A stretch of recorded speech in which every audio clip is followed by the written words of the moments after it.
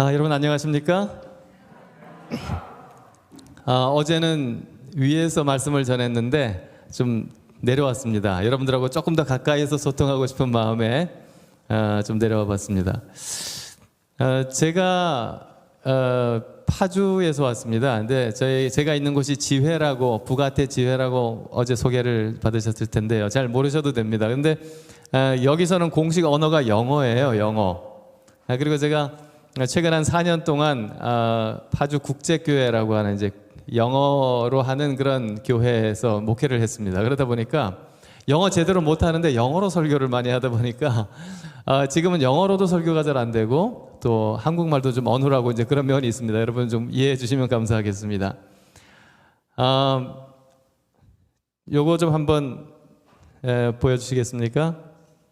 예, 감사합니다. 저희는 어제부터 성경, 인생의 질문에 답하다 라고 하는 제목으로 우리가 좀 말씀을 나누고 있습니다. 어제 했던 이야기들 조금만 좀 반복하고 복습하고 그리고 다음으로 좀 넘어가도록 하겠습니다. 어제 제목이 뭐였죠?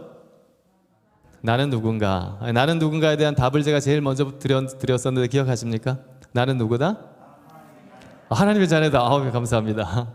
예, 하나님의 자녀다. 하나님을 닮은 하나님의 자녀다. 이런 얘기를 좀 했었는데요. 시편 139편 14절 내가 주께 감사함은 나를 지으심이 신묘막측하십니다. 우리 몸이 굉장히 아주 정교하게 지어졌다는 얘기를 했었죠. 그중에 제가 하나 얘기를 좀 했었는데 우리 체온 얘기했었죠. 체온이 정말 어떻게 그렇게 36.5도라고 그렇게 다 이렇게 돼 있는지 모든 사람이 전 세계 사람이 그다음 맹장 얘기도 제가 했었습니다. 그죠? 맹장을 진화론자들은 뭐라 그런다고요? 퇴화기관이다. 이렇게 잘 사람까지 잘 이렇게 진화됐는데 조금 퇴화되다 보니까 일부 장기가 좀 퇴화됐다 그랬는데 지구 70억 인구가 어때요? 미국에 사는 사람이나 아프리카에 사는 사람이나 저기 호주에 있는 사람이나 똑같이 거기에 붙어 있어요. 대장하고 소장 사이에 딱 이렇게 붙어 있습니다. 어떻게 똑같이 그렇게 진화되다가 똑같이 그렇게 퇴화가 될까요? 참 그럴 수는 없다고 생각이 됩니다. 그죠? 그리고 그 맹장이라고 하는 것이 가지고 있는 면역 기능이 굉장히 크다라고 하는 거를 어제 또 말씀을 드렸습니다. 그리고 이제 이 우주를 보면 또 굉장히 신기하다고 했죠. 특별히 우리 이 지구가 가지고 있는 이산화탄소, 산소, 질소의 양, 그 다음에 화성하고 금성하고 좀 비교해 드렸고요. 그 다음에 온도, 기온 이런 것들 좀 비교를 했습니다. 하나님께서 이 지구라고 하는 별을 특별히 생명체가 살 수 있는 특별한 별로 만드셨다고 하는 여러 가지 증거들을 우리가 볼 수가 있고요. 지구가 23.5도 기울어져 있고 이것들이 이렇게 태양을 한 바퀴 도는데 365일 5시간 48분 46초 걸린다고 말씀드렸어요. 정말 한 10억 킬로미터 정도를 달립니다. 10억 킬로미터를 달리는데 전혀 오차 없이 그렇게 할 수 있다고 하는 것은 누군가가 그렇게 만드시고 누군가가 그걸 지금까지 지키지 않으시면 가능하지 않은 일이라는 사실을 제가 어제 말씀을 좀 드렸는데요. 여러분 이 하늘에 별이 얼마나 많은지 아세요? 별이 엄청나게 많죠. 셀 수 없이 많죠. 우리 이 태양계가 포함되어 있는 이 운성을 갤럭시라고 말하죠. 갤럭시, 이 은하계라고 말합니다. 여러분 이 은하계 안에 별이요 1000억 개 정도 있다고 합니다. 1000억 개. 몇 개 있다고요? 1000억 개. 지구의 인구를 한 50억으로 그냥 간단하게 생각하면 한 사람당 20개씩 드릴 수 있습니다.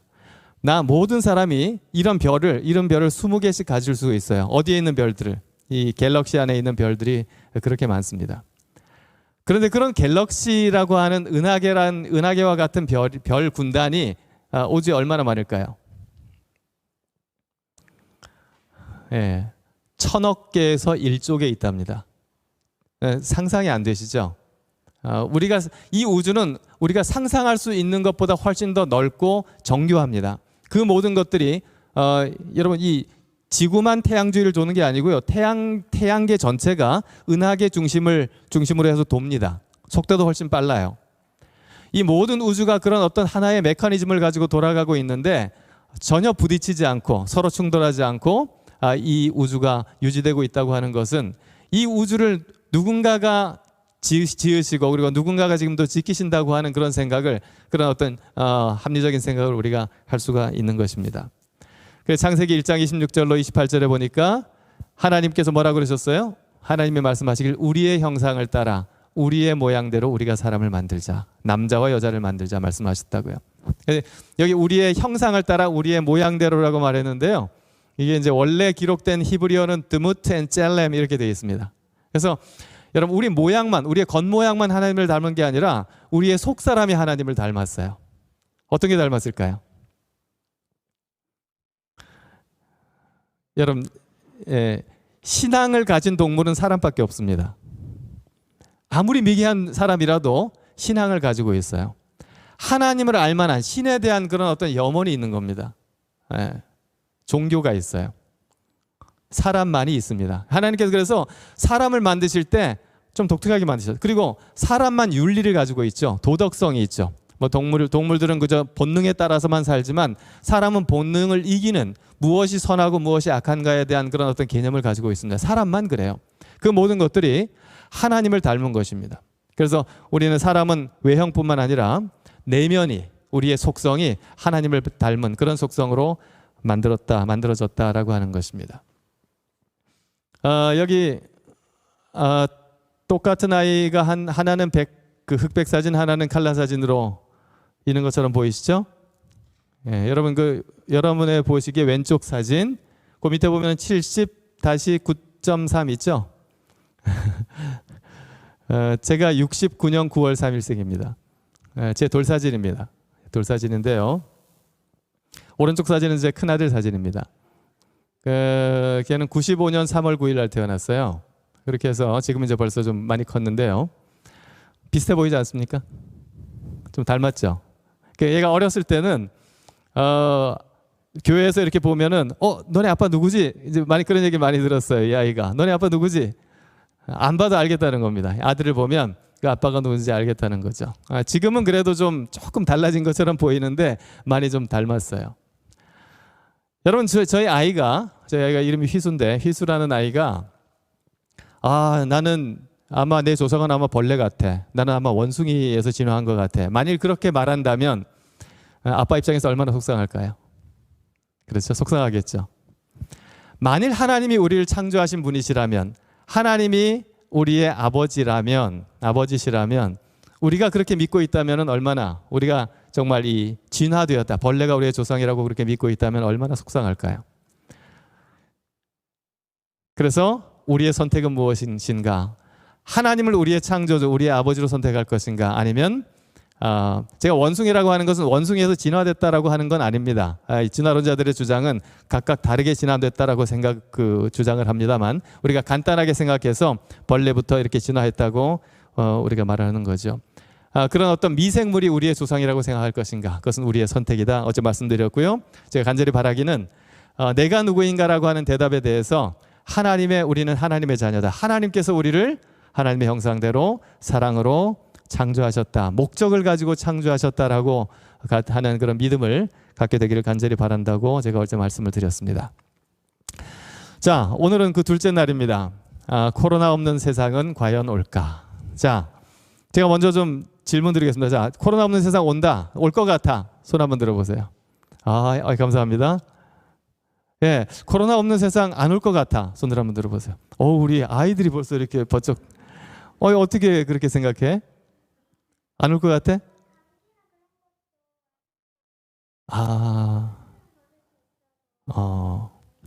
너무 똑똑해요. 감기나 그런 거 아직도 있잖아요. 그래서 마스크는 벗을 수 있어도 그런 전염병으로부터 완전히 자유롭지는 못할 것 같아요. 우리 너무 똑똑한 대답을. 여기 우리 이 알파시티 교회가 우리 어린아이들이 참 똑똑하고 아이가 이렇게 똑똑하다면 우리 어른들 얼마나 똑똑하시겠습니까? 정말 코로나 없는 세상은 과연 올 것인가? 한번 성경이 뭐라고 말하는지 한번 살펴보도록 하겠습니다. 여러분 이거는요. 제가 지난 일요일 날 캡처를 한 겁니다. 지금 코로나가 세계적으로 어떻게 퍼져 있는지에 대해서 나와 있는데 좀 짙으면 짙을수록 비율적으로 많은 겁니다. 비율적으로. 미국이 지금 10만 명당 25명이고요. 한국이 2.5명 정도 됩니다.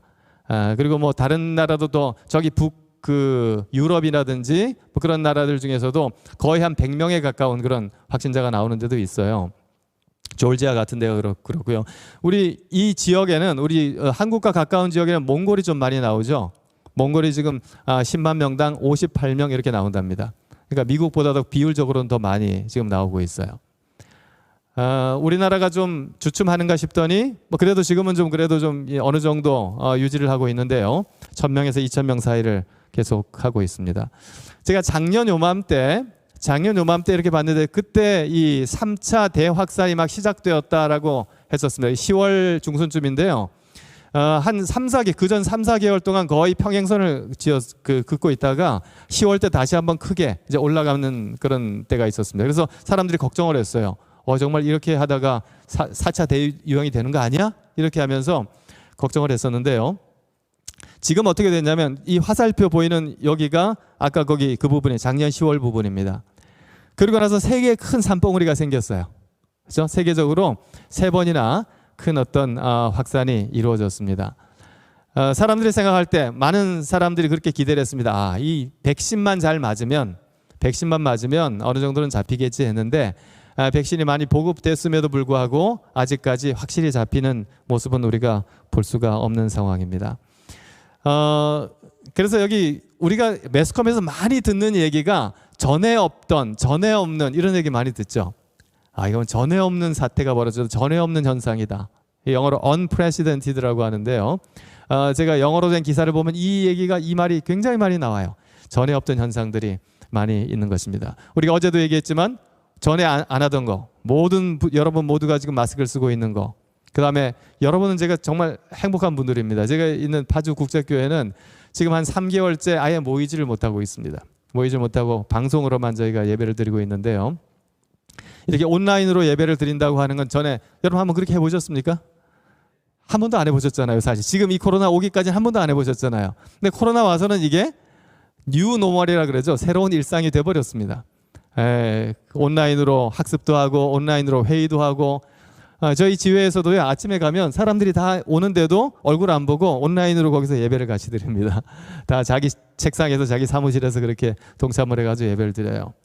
그리고 다다음 주에 있는 그 연례회의라고 있는데요. 그 1년에 한 번씩 하는 가장 큰 회의인데 뭐 여기저기서 옵니다. 여기저기서 각 나라에서 대표자들이 와서 하는 그런 1년에 한 번씩 하는 큰 회의인데 이제 아무도 안 옵니다. 아무도 안 오고 다 이제 온라인으로 하는 정말 전에 없던 이야기들, 전에 없던 현상들을 우리는 많이 보고 있는 것입니다. 전에는 상상하지 못했던 그런 일들이 많이 벌어지고 있는데 우리의 마지막 질문은 뭐냐면 그렇다면 과연 우리는 코로나 이전으로 돌아갈 수 있는 걸까? 코로나 이전으로 돌아갈 수 있는 걸까? 많은 사람들이 거기에 대해서 좀 회의적이에요. 우리 어린이도 얘기했지만 돌아갈 수 없을 것 같아요. 뭔가 뭐 조금 나아지는 것 같을 수는 있지만 그러나 완전히 그 코로나의 그늘에서 벗어나지는 못할 것 같아요. 그런 생각들을 사실 하는 것입니다.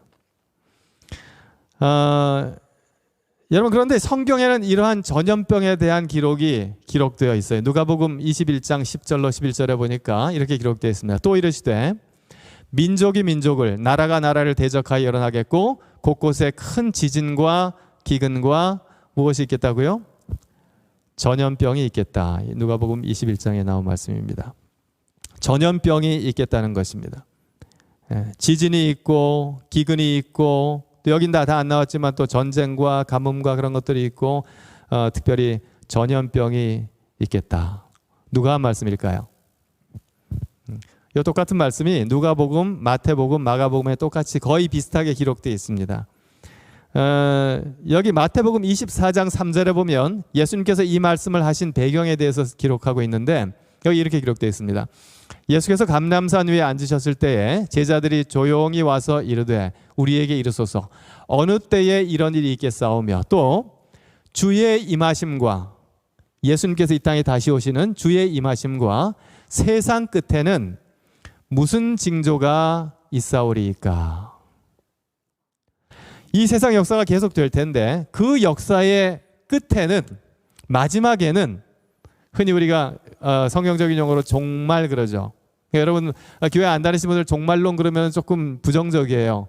특별히 대구 지역에서는 이 시한부 종말론 뭐 이런 것 때문에도 좀 그런 것들이 있기도 했었고 그래서 더 민감하실지도 모르는데 성경은 이 세상이 영원히 계속되지 않고 언젠가 맞춰진다라고 분명히 말을 하고 있어요. 자, 그런데 그 마지막 때에 이 세상이 맞춰지는 이 마지막 때에 어느 날 갑자기 가다가 낭떠러지가 탁 돼가지고 그냥 준비도 못하고 그냥 그 낭떠러지에 떨어질 수밖에 없을까? 그렇지 않으면 그 마지막 때에 가다 보면은 이제 마지막에 가까웠습니다라고 하는 표지판이 있어서 사람들이 이게 마지막이구나 하는 것을 알 수 있도록 하셨을까? 어떻게 했을까요? 하나님께서 어떻게 하셨을까요? 이정표 세워 놓으셨을 것 같죠? 하나님의 억한 마음이 없으시다면 우리 아주 못되게 하실 그런 마음이 없으시다면 이정표를 세워 놓으셨을 겁니다. 그래서 그 마지막 때에 이런 일이 있으면 너희가 마지막에 가까운 줄 알아라 라고 말씀을 해주셨어요. 마태복음 24장에 보면 누가복음 21장 마가복음 13장에 보면 그 얘기들이 자세히 기록되어 있습니다. 여러분 한번 관심이 있는 분들은 살펴보시면 되겠습니다. 그래서 지진과 기근 그리고 자연재해 해가 갈수록 그 정도와 빈도가 점점 심해지고 있어요. 여러분 그리고 우리가 버리는 쓰레기들 이런 환경오염들 이런 것들이 지금 어떻게 됩니까? 이 지구를 굉장히 어렵게 만들고 있죠. 사실 지금 우리는 코로나 때문에 걱정하고 있지만 정작 더 걱정해야 될 것은 코로나가 아닌지도 몰라요. 네, 코로나는 그저 걸린 사람들을 조금 아프게 하고 그중에 그저 한 1%에서 3% 정도의 사람이 사망하긴 하지만 그것도 기저질환에 있는 분들이 주로 돌아가시기 때문에 어떻게 보면은 이 치명률에 있어서 코로나는 그렇게 크지 않을 수도 있는데 실제로 이것 때문에 더 많아지는 게 뭔지 아십니까, 여러분? 코로나 때문에 더 많아지는 게 쓰레기예요, 쓰레기. 우리가 이 마스크만 해도 마스크 쓰레기가 산더미 같이 그게 버려지고 그런 것들이 바다로 버려지면 바다에 무슨 섬을 이루고 그러죠. 우리나라 한 5배만 하는 그런 섬이 있다 그러죠, 쓰레기 섬. 여러분 이런 것들은 생태계를 완전히 어렵게 만들고요. 그리고 우리가 내뿜는 온실가스, 이산화탄소 이런 것들은 지구 온난화에 굉장히 큰 주범이 됩니다. 그러면서 저기 지금 여러분 나오는 산불이 그냥 산불이 요즘 많아지는 게 아니라 사막화가 되는 거죠. 온도가 자꾸 올라가다 보니까 사막화가 되면서 점점 더 이런 산불이나 들불도 많아지고요. 그 다음에 뭡니까? 이 북극에 빙산들이 녹기 시작하고 그러면서 해수면이 올라가고 열대야가 굉장히 이상 고온이 생기고 가뭄들이 생기고 이런 것들이 마지막 때의 증상들이 이런 것들이 실제로 이런 일들이 있을 것이라고 성경은 말하고 있어요. 그리고 이 코로나와 같은 이러한 사태는 정말 우리가 생각해야 되는 그러한 현상들에서 우리의 정신을 살짝 이렇게 비껴서 다른 데 정신을 파느라고 그죠? 진짜 적군이 있는데도 불구하고 작은 적군하고 싸우느라고 진짜 적군에 대한 방비를 우리가 허술하게 하는 그런 효과를 또 내는 것 같아요.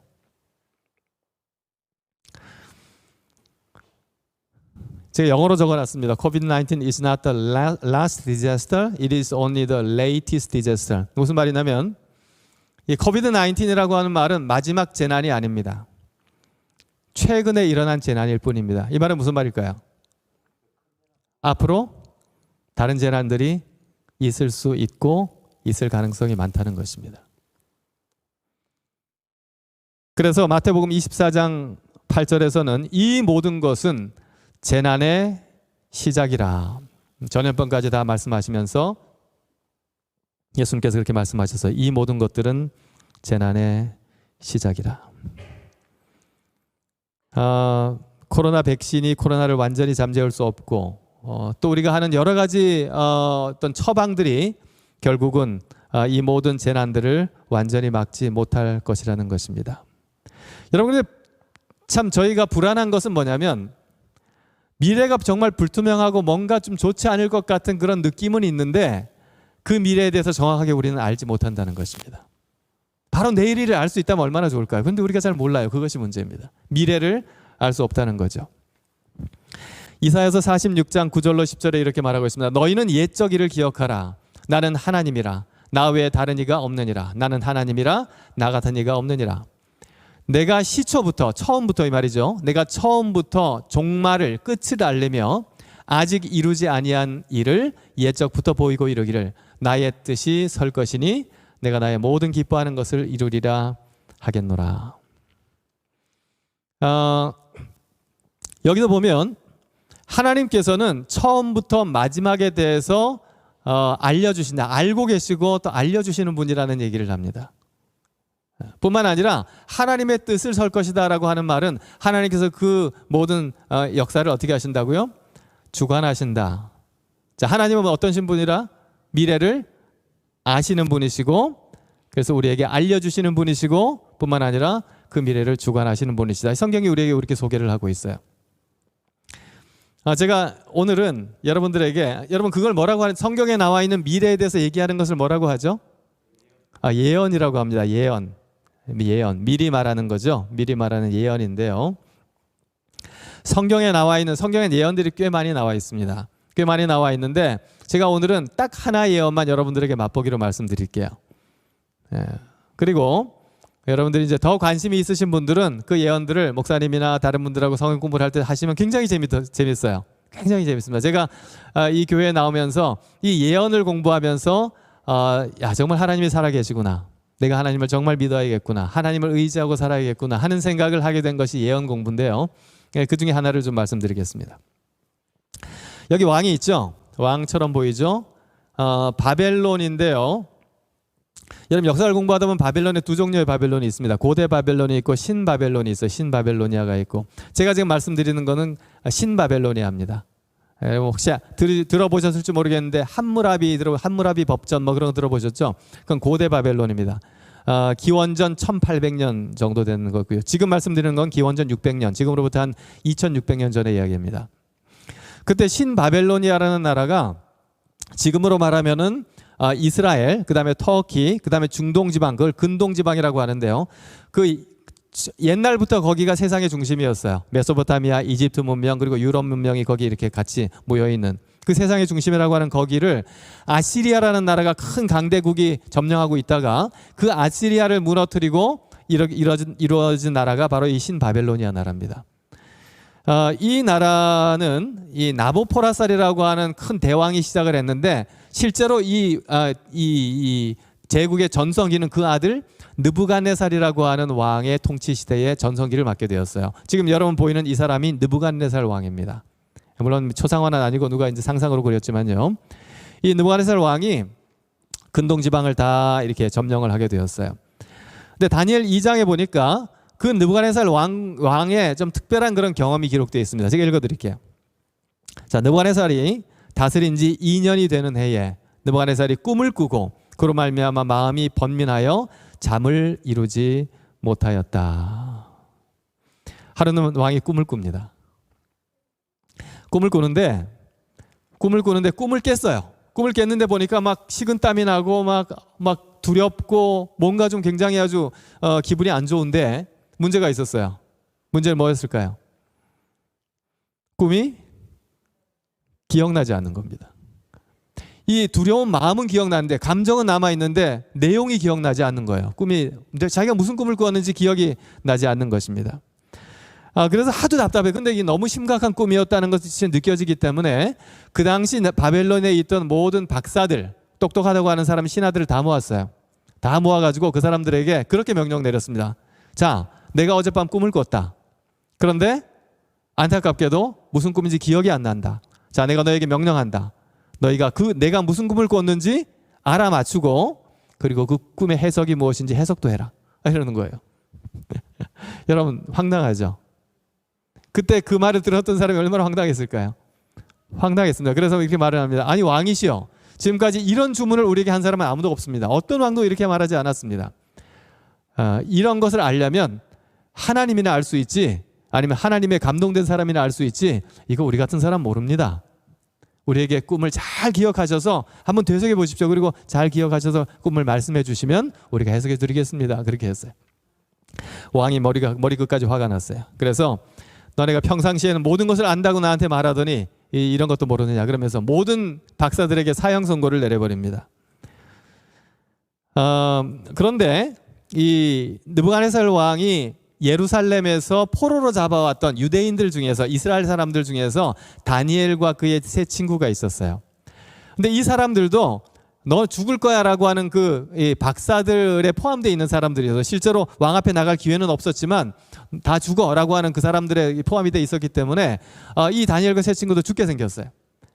그래서 이 다니엘이 안 되겠다 싶어가지고 거기 있는 그 소위 말하는 왕의 비서실장에게 찾아갑니다. 찾아가서 왕이 어떻게 그렇게 급하십니까? 나에게 조금만 시간을 주십시오. 그러면 내가 이 꿈을 알려드리겠습니다. 그걸 보고를 했어요. 그러니까 그래, 조금 내가 시간 주마. 그리고 가서 뭐 했을까요? 이 다니엘과 세 친구가 들어가서 기도합니다. 하나님, 저희가 죽을 지경입니다. 왕이 무슨 꿈을 꾸었는지 저희를 좀 알게 해주십시오. 그리고 그 해석을 알게 해주십시오. 마침내 다니엘이 왕을 찾아갑니다. 그리고 이렇게 말합니다. 다니엘이 들어가서 왕께 구하기를 시간을 주시면 이건 했네요. 그러면서 그렇게 말합니다. 들어가서 이렇게 말합니다. 오직 은밀한 것을 나타내실 이는 하늘에 계신 하나님이시라. 그가 느부갓네살 왕에게 후일에 될 일을 알게 하셨나이다. 왕이 다니엘에게 야, 너 알 수 있어? 꿈 뭔지, 내가 무슨 꿈 꿨는지 알아? 해석할 수 있어? 라고 물으니까 다니엘이 뭐라고 해요? 내가 아는 것이 아니고 내가 지금 알려드리는 것이 아니라 하나님께서 왕에게 알려주실 것입니다 라고 말을 합니다. 그리고 왕이 꾸신 꿈은 후일에 될, 장래에 될 일을 하나님께서 왕에게 알게 하신 것입니다 라고 먼저 서론을 얘기합니다. 다시 말해서 느부갓네살 왕의 꿈은 뭐다? 하나님께서 주신 예언이었어요. 미래에 대한 예언이었어요. 왜 그 예언을 다니엘에게 직접 주지 않고 왕에게 주었을까? 그리고 왜 그 꿈을 기억나지 못하도록 그렇게 하셨을까? 하나님께서 다 이유가 있으셨던 것 같습니다. 여러분 많이 생각해 보십시오. 만일 이 왕이 그 꿈을 자세히 기억하고 그 꿈에 대해서 얘기를 했더라면 박사들이 어떻게 했을까요? 온갖 해석을 했겠죠. 그죠? 해석을 굉장히 좋게도 특별히 했을 겁니다. 근데 다니엘이 앞으로 할 해석은 어때요? 기분 나쁜 해석이죠. 이따 좀 말씀드리겠습니다. 기분 나쁜 해석입니다. 왜냐하면 왕 다음에 다른 나라가 왕을 치고 왕을 무너뜨리고 그 다음 설 것입니다. 이런 내용이에요. 그러니까 기분 나쁘겠죠. 다니엘의 그 해석이 선택되지 않았을 겁니다. 근데 왕이 다 잊어버렸어요. 깡그리 잊어버렸어요. 아무도 거기에 대해서 말을 못합니다. 그런데 다니엘이 와서 뭐라 그래요? 왕이 이런 꿈을 꿨습니다라고 말을 했을 때 어땠을까요? 깜짝 놀랐겠죠. 놀랄 뿐만 아니라 그 다니엘이 해석을 해줬다면 그 해석을 믿었을까요? 안 믿었을까요? 안 믿을 수가 없죠. 말도 하는 꿈을 알아맞혔는데 그 알아맞춘 사람이 꿈을 해석하는데 어찌 안 믿겠습니까? 왕이요, 왕이 한 큰 신상을 보셨나이다. 이 느부갓네살 왕이 무릎을 친 겁니다. 그래, 맞아, 내가 신상을 봤지. 그 말을 한마디 들으니까 그 잊어버렸던, 그 밤에 꾸었던 그 잊어버렸던 꿈이 주마등처럼 이렇게 펼쳐지는 것입니다. 그래, 맞아, 그런 꿈을 꿨어, 그런 신상을 봤어. 그러면서 처음부터 마지막까지 그 꿈이 자세히 기억이 났어요. 계속해서 왕이 꿈에 본 신상에 대해서 이제 이렇게 다니엘은 설명합니다. 그 우상의 머리는 순금이요, 가슴과 두 팔은 은이요, 배와 넓적다리는 노시요, 그 종아리는 쇠요, 그 팔은 얼마는 쇠요, 얼마는 진흙이었나이다. 듣고 보니까 생각이 나요. 듣고 보니까. 그리고는 그때 느꼈던 그런 느낌들도 새록새록 생각이 납니다. 왜 자기가 그렇게 두려워했는지, 떨었는지 그런 생각들도 다시 하게 되었어요. 이제 다니엘은 그 꿈이 무엇을 의미하는지 해석도 하기 시작합니다. 이렇게 말하는 38절부터요. 왕은 곧 그 금머리입니다. 당신이 바로 금머리입니다. 여러분, 금 보시면 알겠지만 은, 동, 철과 진흙으로 되어 있는 하나의 신상의 우상을 봤던 것입니다. 여러분, 이 부분 중에서 한 부분만 여러분 가지라 그러면 어떤 거 가지겠습니까? 머리 가지시겠습니까? 발가락 가지시겠습니까? 왜 머리 가지세요? 금이니까. 비싸니까, 그죠? 가장 아주 비싼 것이 금머리죠. 자, 느부갓네살 왕이시여, 당신이 금머리입니다라고 말하니까 어때요? 기분이 좋았을까요? 안 좋았을까요? 기분은 좋았죠. 처음에는 좋았는데 그 다음 어때요? 보니까 계속 갔으면 좋겠는데. 그래서 여러분 나중에 다니엘서 읽어보시면요, 다니엘 여기 2장에 그렇게 나오고요, 다니엘 3장에 보면 이 느부갓네살 왕이 금으로만 된 신상을 만듭니다. 머리 끝부터 발끝까지 금으로 된. 왜 그랬을까요? 하나님이 이렇게 말씀을 하셨지만 금나라가 영원했으면 좋겠다 이렇게 해가지고 금 만듭니다. 근데 그 금나라가 계속되지 않고 왕보다 못한 다른 나라가 일어날 것이요. 그게 무슨 나라예요? 은나라죠. 그 다음에 또 놋과 같은 나라가 일어나서 온 세계를 다스릴 것이요. 세 번째 나라. 그 다음에 넷째 나라는 강하기가 쇠 같을 것이다. 그 다음에 그 네 번째 나라도 서로 나누일 것이다. 이게 좀 대략적인 겁니다. 대략적인 거예요.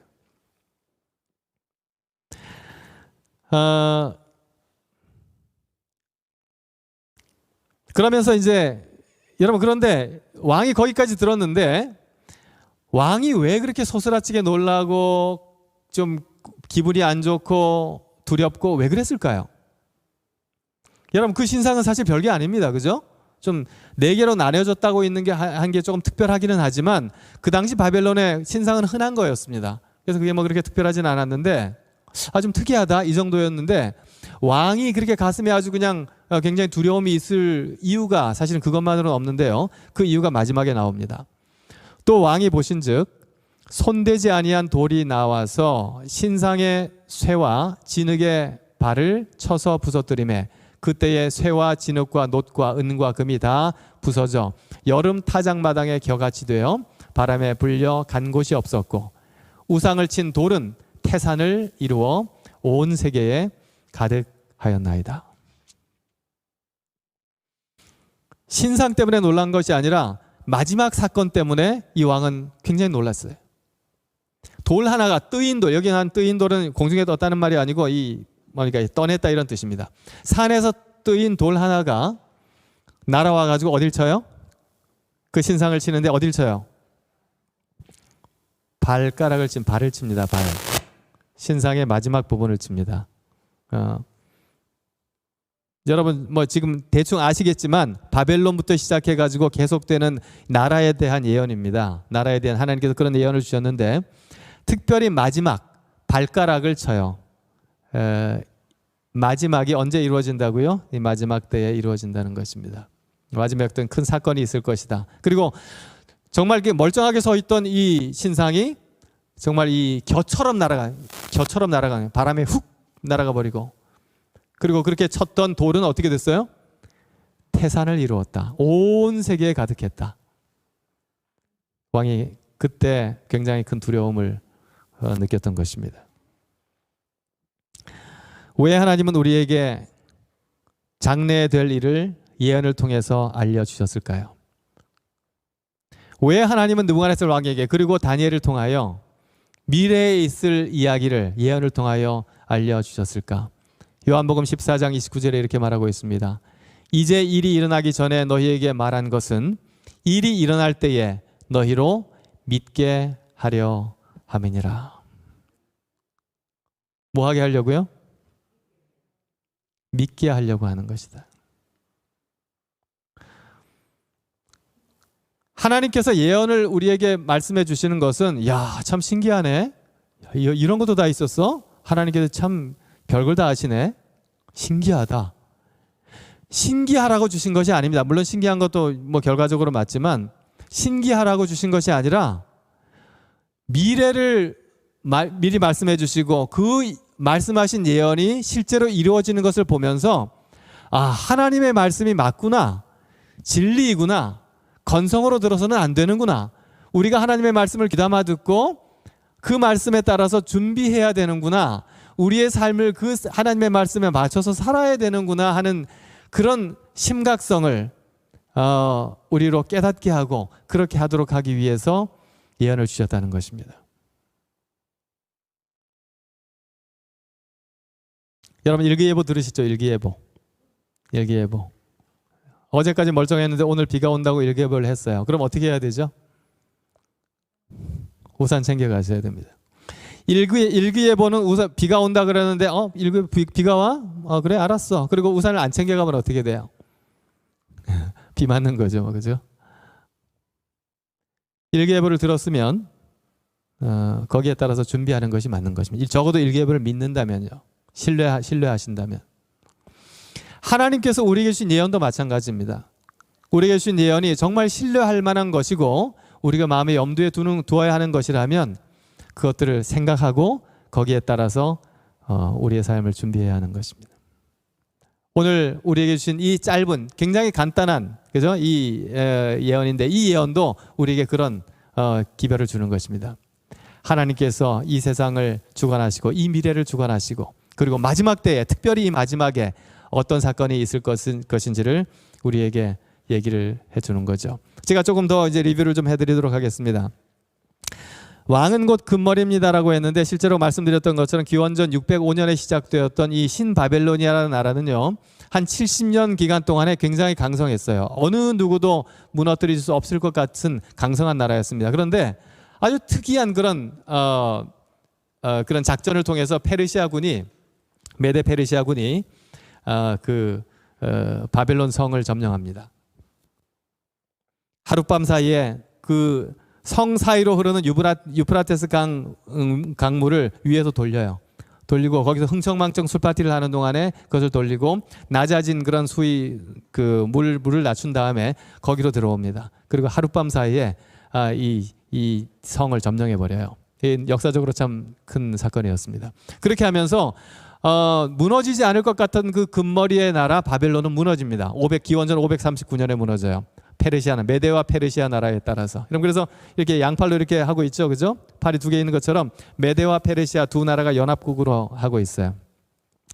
다니엘 7장에 가면 또 더 재밌는 그런 얘기가 나옵니다. 고음인데 한쪽 팔을 들었다 그러면서 한 나라가 더 강할 거다. 8장에 가면 또 염소에 두 뿔이 있는데 하나가 더 긴데 그 긴 거는 나중에 난 거다. 그러면서 메디아 나라와 페르시아 나라가 두 나라가 연합국이고 나중에 된 페르시아가 더 강해질 것, 이런 거에 대해서 좀 더 자세히 말을 해줍니다. 여러분 시간이 좀 되시면, 기회가 되시면 다니엘 제가 2장만 말씀드리는데 7장, 8장, 그다음 9장, 10장, 그다음에 11장 한번 보시면 4개로 이렇게, 조금 이따 제가 조금 더 설명을 드리겠는데요. 자, 그러면서 결국은 페르시아 나라가 바벨론 나라를 점령합니다. 기원전 539년에. 그리고 이 나라도 굉장히 한 200년 갑니다. 그러다가 그리스라는 나라에게 점령을 당합니다. 기원전 331년에. 여러분 그리스 하면 생각나는 왕이 알렉산더 대왕, 여러분 아시죠? 알렉산더 대왕. 그 당시에 마케도니아라고 하는 그리스의 한 작은 국가였는데요. 그 왕이었습니다. 그 알렉산더 대왕이 8년 만에 얼마나 빨리 세상을 점령했는지 저기 서인도까지 점령을 했어요. 8년 만에. 그래서 다니엘 7장에 보면은 이 표범이 있는데 날개가 네 달리고 머리가 네 달리고, 그런 얘기는 얼마나 빨리 달리면 표범이 날개가 달렸겠습니까? 그래서 굉장히 빨리 점령할 것을 또 한번 예언을 나중에 또 하는데요. 기원전 331년에 있었던 일입니다. 이 그리스란 나라는 로마에 의해서 멸망을 당하는데요. 기원전 168년에 로마가 그 나라를 점령합니다. 그것이 바로 철나라예요. 금, 은, 동, 철은 각각 그 나라를 상징하는 그런 금속입니다. 나중에 여러분 역사를 보시면 좀 더 자세히 아실 수 있지만 철병거를 처음 썼던 그런 로마 나라가 이제 굉장히 오랜 기간 동안 기원전 168년부터 기원 후 476년까지 계속해서 한 650년을 온 세상을 점령합니다. 그리고 이 영향력이 굉장히 컸죠. 로마의 영향력은 굉장히 컸죠. 그래서 옛날에 그런 말이 있었죠. 모든 길은 어디로 통한다? 모든 길은 로마로 통한다라는 말이 있습니다. 모든 길들이 다 이제 로마라고 하는, 지금의 이탈리아 로마죠. 그 로마로 통한다는 말이 있는 것처럼 그 제국이 굉장히 컸습니다.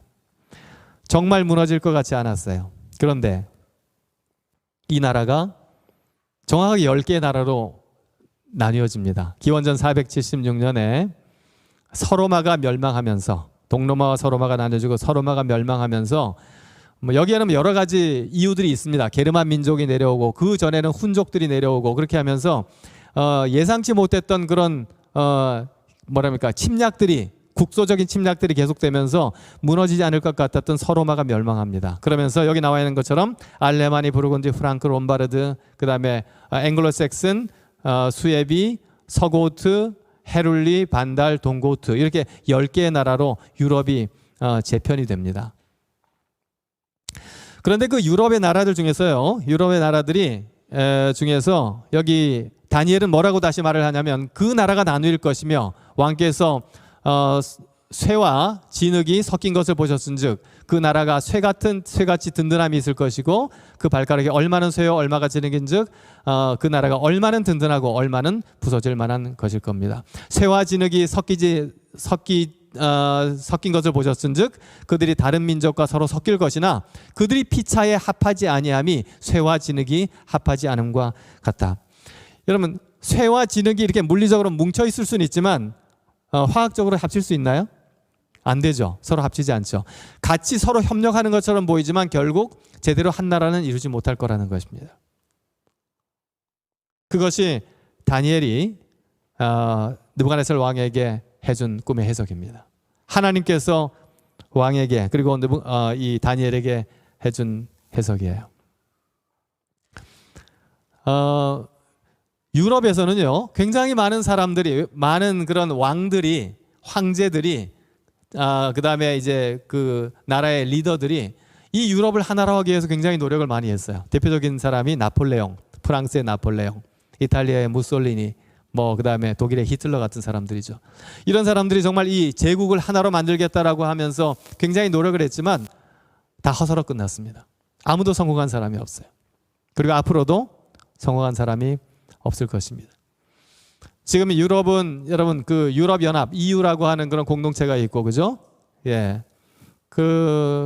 하여튼 경제 공동체를 이루고 그다음에 정치 공동체를 이루려고 많이 노력하지만 여러분 아시는 것처럼 브렉시트 이런 거 여러분 들어보셨죠?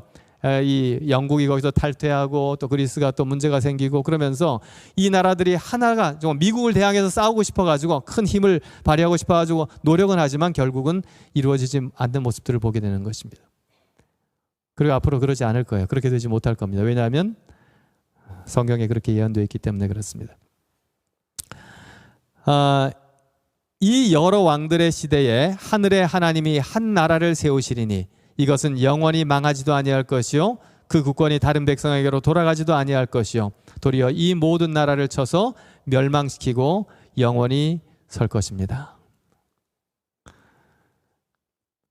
여러분, 그렇다면 이 신상을 무너뜨리고 온 세상을 가득 채웠던 돌은 과연 무엇을 말할까요? 여러분, 다니엘 2장에서 하나님께서 왕에게 그 꿈을 꾸게 하시고 다니엘에게 그 꿈을 해석하게 하신 이유는요, 바벨론 다음에 페르시아, 그 다음에 그리스, 그 다음에 로마, 이런 나라가 있을 거라고 알려주고 싶어서 그랬던 게 아닙니다. 여러분 그거 모르셔도 돼요. 이런 대충 그런 나라들이 있었다, 나중에 열나라로 나눠졌다, 이 정도만 아셔도 됩니다. 이름도 몰라도 되고 연도 다 외우실 필요도 없어요. 왜냐하면 다니엘 2장의 꿈의 실제적인 그런 주제는, 클라이막스는 뭐냐면 그런 신상이 아니고 신상을 무너뜨린 돌나라였어요. 중요한 건 돌나라입니다. 이 돌나라를 알려주시기 위해서 서론격으로 인류 역사에 대해서 이야기를 해 준 것입니다. 이 꿈은 참되고 이 해석은 확실하니이다 라고 다니엘은 말하고 있습니다. 왜냐하면 그 해석은 다니엘 자신이 만들어낸 해석이 아니기 때문에 그래요. 하나님께서 그에게 알려주신 변하지 않는 진리요 그리고 예언이기 때문에 그렇습니다. 베드로전서 2장 4절입니다. 사람에게는 버림받으였으나 하나님께는 택하심을 입은 보배로운 산돌이신 예수께 나아가자.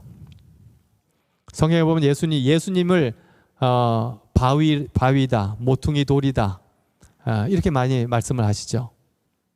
하나님에 대해서도 우리의 반석이다, 이렇게 말씀을 하세요. 여러분, 성경에 나와 있는 이 바위는요, 이 돌은 바로 예수 그리스도를 상징합니다. 누굴 상징한다고요? 예수 그리스도를 상징합니다. 제가 처음에 보여드렸던 그 예언, 그죠? 예수님께서 하셨던 그 말씀, 마지막 때에 이런 일이 있을 것이라고 하신 그 마지막 때는 언제예요? 예수님께서 오시기 바로 직전인 그때를 말하는 것입니다. 여러분, 다니엘 2장의 꿈을 통해서 아까 말씀드린 것처럼 신기하다 이런 감탄만 할 것이 아니라 이 예언을 통해서 나는 무엇을 깨달으며 그리고 나는 무엇을 준비할 것인가 라는 것을 하나님께서는 우리가 생각하기를 바라십니다. 여러분, 이 예언을 통해서 우리가 분명히 알아야 할 것은요, 하나님께서는 이 세상의 역사를 알고 계신다는, 미래를 알고 계신다는 것입니다. 그리고 그 역사를 주관하신다는, 아직 영어로 말하면 컨트롤하고 계신다는 거예요. 컨트롤하고 계신다는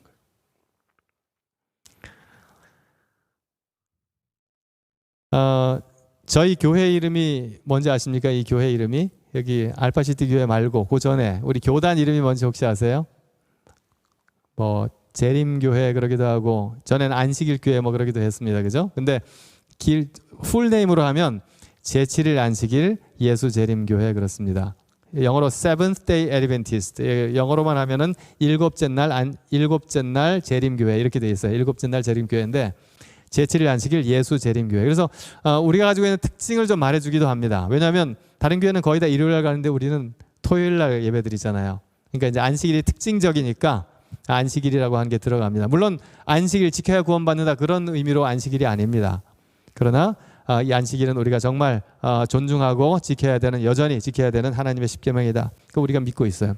또 하나가 뭐냐면 또 하나의 기둥이 예수님의 재림에 관한 것입니다. 예수님의 재림.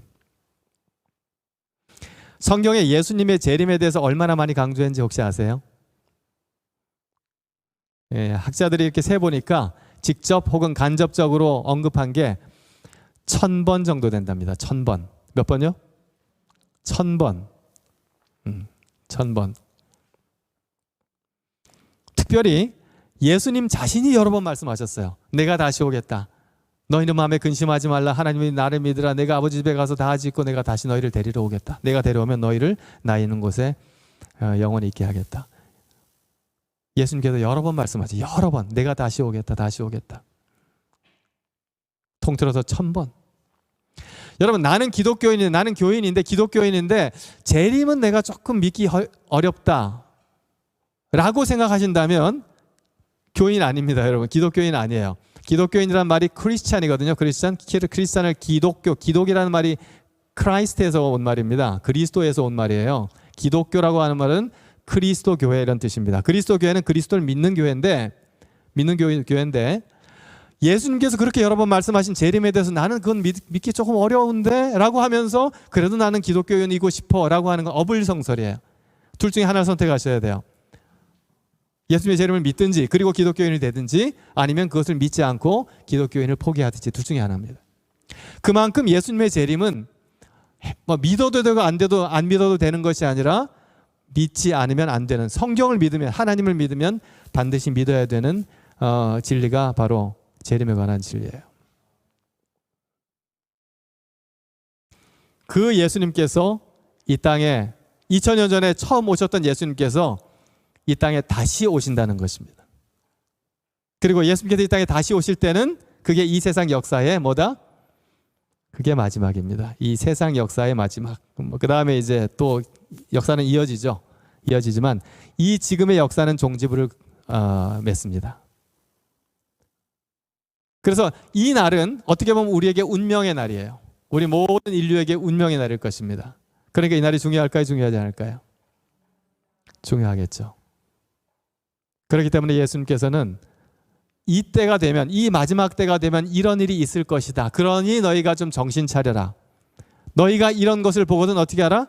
일어나 머리를 들어라. 예수님께서 직접 말씀하셨어요. 자꾸 강조하십니다. 왜? 하나님의 자녀들이 어떻게 하기를? 깨닫고 정신 차리고 준비해서 영원한 생명 얻기를 원하시기 때문에 그런 것입니다. 예수님께서 오실 때 두 부류로 갈라질 거예요. 구원받는 양의 무리들과 구원받지 못하는 염소의 무리들. 여러분, 이거는 자명한 사실입니다. 자명한 사실이에요. 우리가 지금 노력해야 될 것은 이 두 무리 중에서 하나를 없애고 이런 게 아니고, 우리가 노력해야 될 것은 이 두 무리 중에서 내가 어느 편에 설 것인가를 고민하고 지금 거기에 맞는 삶을 살아야 하는 것입니다.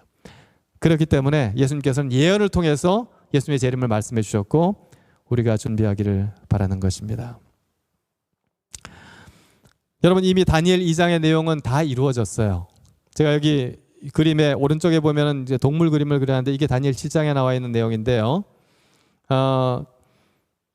기원전 600년, 지금으로부터 2600년 전에는 그때 하나님께서 다니엘과 느부갓네살 왕에게 이 꿈을 주었을 때는 이것은 예언이었습니다. 근데 지금 우리는 어디 살고 있어요?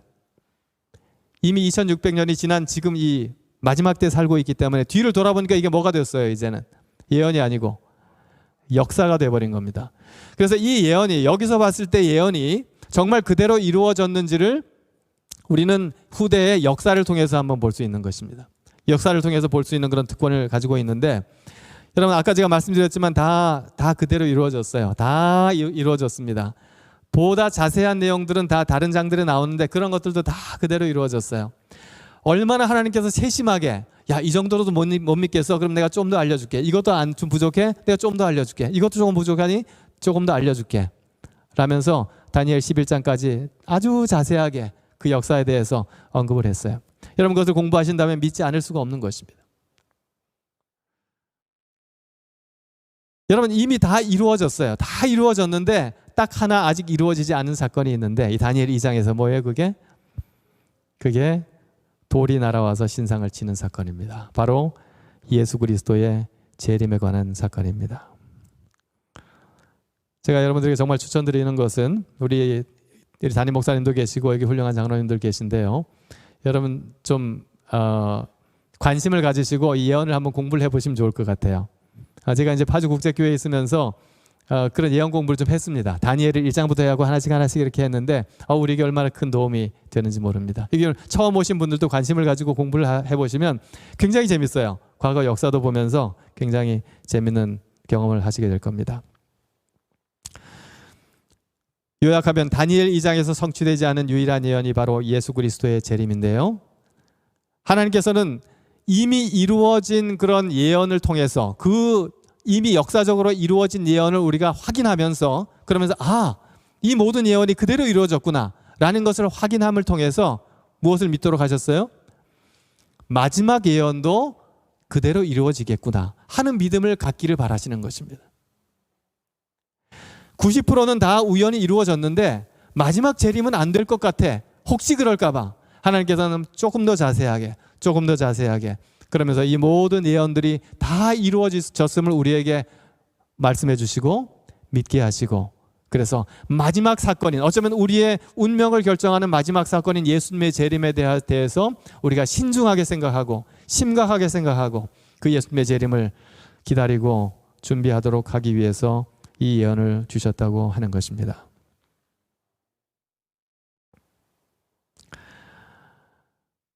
여러분 세계적인 전염병 대유행, 이 코비드-19, 이 팬데믹, 이것을 포함해서 우리 주변에 일어나는 그런 많은 사건들은 천재지변과 도덕적인 타락과 정말 이상기온과 여러 가지 것들은 예수님이 정말 가까이 지금 다가오고 있다고 하는 예수님의 발자국 소리를 우리에게 들려주고 있는 것입니다.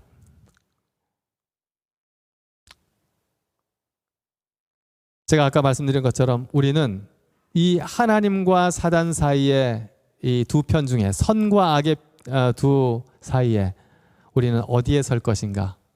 제가 간단하게 말씀드릴게요. 어떻게 하면 구원 얻는가? 하나님 편에 서 있으면 구원 얻습니다.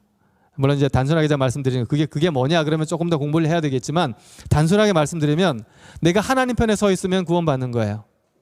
첫 번째로 예수님 믿는 겁니다. 내가 예수님을 나의 구주로 생각하고 믿고 그분을 따르겠다, 이렇게 하면 그분 편에 서는 거예요. 복잡하지는 않아요. 근데 우리 마음이 잘 안 가죠. 그렇게까지 가기가 쉽지 않죠. 아무것도 모르니까요. 그래서 성경 공부를 우리가 좀 할 필요가 있는 거. 그러면서 우리 마음속에 확신이 생기게 되면서 우리는 나 이제 하나님하고 같이 살래요. 하나님 편 할래요. 나 저기 악의 편, 그 마귀 편 안 하고 하나님 편 할래요. 라고 하면 하나님 편에 서는 겁니다. 여러분 10년 교회 안 다니셔도 돼요. 예수님 십자가에 달리셨던 그 한평 강도 어떻게 했어요? 주님 낙원에서 나를 기억해 주십시오. 저를 기억해 주십시오라고 했을 때 예수님께서 뭐라고 그러셨어요? 내가 오늘 내가 말하노니 내가 나와 함께 낙원에 있으리라 말씀해 주셨습니다. 여러분 그 순간이 뭐 오랜 시간이 필요하거나 뭐 굉장히 큰 무슨 공부나 이런 게 필요한 것이 아닙니다. 먼저 마음의 결심이 필요해요. 하나님, 내가 잘은 모르지만, 내가 잘은 모릅니다 하나님. 그러나 내가 들어보니 내가 하나님 편에 서고 싶습니다. 내가 이렇게 예언 듣고 이렇게 해보니 예수님 정말 오실 것 같네요. 근데 내가 준비된 것 같지는 않습니다. 어떻게 해야 될지 모르겠습니다. 하나님, 제가 잘 모르지만 하나님 편 하겠습니다. 저를 좀 도와주십시오. 여러분, 그런 마음이 있다 그러면 여러분 하나님 편에 서는 것입니다. 하나님은 오늘 우리에게 어느 편에 설 것인지를 묻고 계십니다. 왜냐하면 이 선과 악의 싸움에서는 중간지대는 없기 때문에 그런 것입니다. 히브리서 9장 28절 이렇게 말합니다. 이와 같이 그리스도도 많은 사람의 죄를 담당하시려고 단번에 들이신 바 되셨고 구원에 이르게 하기 위하여 죄와 상관없이 자기를 바라는 자들에게 두 번째 나타나시리라. 두 번째 나타나신다고요. 누구에게 나타나신다고요? 자기를 바라는 자들에게. 여러분, 재림교인들 맞습니까? 재림교인들은 안식일만 지키는 사람들이 재림교인들이 아니고요, 예수님의 재림을 간절히 바라는 사람들입니다. 오늘 예수님이, 오늘이라도, 지금이라도 예수님이 오기를 간절히 바라는 그런 마음으로 살아야 돼요. 그런 자들에게 예수님께서는 두 번째 나타나시리라 말씀해 주셨습니다. 예수님은 반드시 오십니다. 내가 믿든지 안 믿든지 오십니다, 여러분. 믿고 준비하면 예수님을 기쁜 마음으로 맞을 것이고, 준비하지 못한다면 또 다른 운명을 맞게 될 것입니다. 코로나 없는 세상은 과연 올까? 여러분, 지상낙원은 오지 않습니다. 유토피아라고 들어보셨죠? 유토피아. 낙원인데요. 유토피아란 뜻이 무엇인지 아시는 분 아실 텐데, 우하고 토포스라고 하는 말이 그리스에서 온 건데요. 우는 없다 이런 뜻이고요. 토포스는 장소 이런 뜻입니다. 없는 곳이라는 뜻이에요. 유토피아는 없습니다. 계몽주의 시대에 정말 우리 이 과학이, 그리고 우리 인간의 합리주의가, 인간의 그런 어떤 발달된 산업화가 사람이 가지고 있는 모든 문제를 다 해결해 줄 거라고 생각했습니다. 그러길 기대했어요. 그런데 결과는 어떻습니까, 여러분? 우리가 생각하지 못한 여러 가지 또 다른 문제들의, 더 큰 문제들의 연속으로 이 세상은 들어가고 있는 것입니다. 정말 코로나 없는 세상은 올까? 이 세상에서는 오지 않습니다. 그러면 언제 올까요? 요한계시록 21장 1절로 4절입니다. 또 내가 새 하늘과 새 땅을 보니 처음 하늘과 처음 땅이 없어졌고 바다도 다시 있지 않더라. 예수님께서 이 땅에 오신 다음에 일어날 일에 대해서 말하고 있는 것입니다. 하나님이 그들과 함께 계시리니 그들은 하나님의 백성이 되고 하나님은 친히 그들과 함께 계셔서 모든 눈물을 그 눈에서 닦아주시니 다시는 사망이 없고 애통하는 것이나 곡하는 것이나 아픈 것이 다시 있지 아니하리니 처음 것들이 다 지나갔음이러라. 여러분, 하늘에 대한 묘사인데요, 새 하늘과 새 땅에 대한 묘사인데요, 저는 여기에 하나를 더하고 싶습니다. 애통하는, 사망도 없고 애통도 없고 곡하는 것도 없고 아픈 것도 없더라. 거기다 하나를 더해서 코로나도 없더라. 여러분, 그때 되면 코로나 없습니다. 그때 되면 코로나 없어요.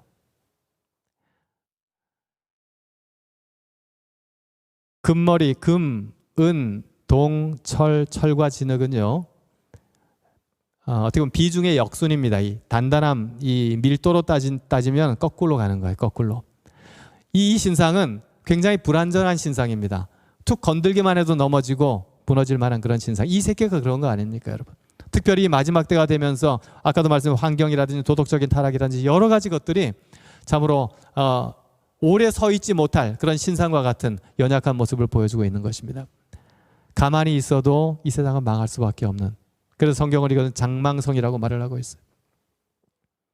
하나님은 이 세상이 그렇게 비극적으로 맞춰지게 놔두지 않으실 겁니다. 언젠가는 이 역사를 끊으시고 예수님께서 이 땅에 다시 오실 것입니다. 그것이 예수님의 재림이에요. 예수님의 재림은 멀쩡히 잘 사는 사람들을 이렇게 괴롭히기 위해서 오시는 게 절대로 아닙니다. 가만히 놔두면 더 큰 혼란과 더 큰 고통으로 갈 수 있는 그 세상을 예수님께서 이 땅에 오심으로 그 역사를 종결시키고 하나님께서 약속하신 이 나라를 세우실 것입니다. 그 돌나라, 이 발을 치고 태산을 이룬 온 세상을 덮은 그 돌나라, 바로 예수 그리스도의 나라를 이루실 것이라고 성경은 예언으로 우리에게 말씀해주고 있는 것입니다. 그 나라에 뭐가 없다고요? 그 나라에 코로나 없어요. 그 나라에 마스크 없습니다. 예. 우리가 주먹 인사 다 거기서 안 해도 돼요. 얼싸 안고 인사해도 되는 것입니다. 요한계시록 22장 20절입니다. 마지막 성경의 마지막 성경절입니다. 거의 마지막 성경절. 이것들을 증언하시니가 이르시되 내가 진실로 속히 오리라 하시거늘. 아멘. 주 예수여 오시옵소서. 예수님께서 하시고 싶은 말이 많으셨겠죠. 그런데 이 성경의 가장 마지막에 내가 진실로, 내가 정말 말한다, 내가 정말 속히 오겠다 라고 말씀하셨어요. 그리고 이 마지막 이 대답은 요한이 한 대답인데요, 사도 요한이 한 대답인데, 아멘, 주 예수여 어서 오십시오. 이 대답이 이 요한만의 대답이 아니라 오늘 이 자리에 함께 하신 우리 모든, 이 자리에 계신 모든 여러분, 그리고 우리 또 줌을 통해서, 유튜브를 통해서 보고 계신 우리 모든 분들, 우리 모두의 대답이 되기를 간절히 바라면서 말씀을 마치도록 하겠습니다. 내일은 생명보험은 과연 무엇을 보장해 주는가라고 하는 제목으로 말씀을 좀 드리려고 그러는데요. 제가 혹시 저거 나눠주셨습니까? 오늘 질문지? 네.